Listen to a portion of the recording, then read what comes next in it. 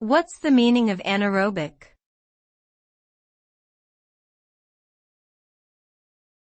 Anaerobic.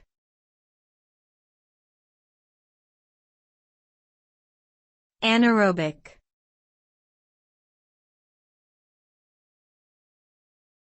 Anaerobic.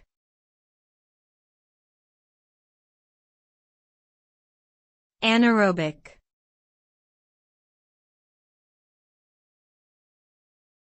Anaerobic.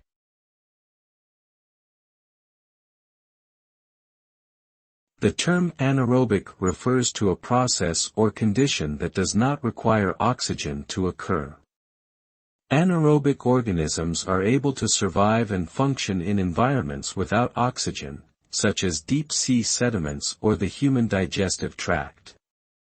Anaerobic exercises, like weightlifting or sprinting, rely on stored energy in the muscles instead of relying on oxygen.